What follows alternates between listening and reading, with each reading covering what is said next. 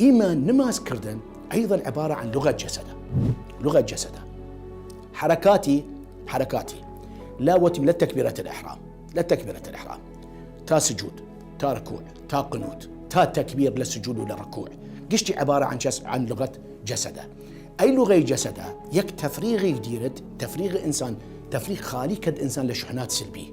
لغات جسد النماز نا لغات جسد والعالم، لغات جسد والعالم جارس وتر آيام كد قلق آيام زياتر كد، بس والنماز نخير.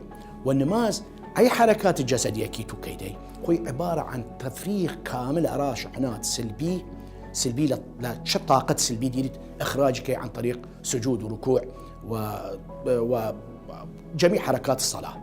فإذا الصلاة هي عبارة عن لغة جسده وعن طريق أي لغة جسده تعبير كيد شهاد داخلت يسأل ديني بعض كس مثلا قلقي وتوتري زيادة دين مي أو مثلا ترسد لموضوعي أو نخوشة أو ترسد من منالي نخوشة دين مي والنماس خشوع كزياتر خشوع زياتر لا آيامك مثلا مشكلة نيرد لابد خشوع زياتر أي خشوع زياد بينا شنيك خشوع زياد شنيك طاقة سلبية لجسم إنسان درجل.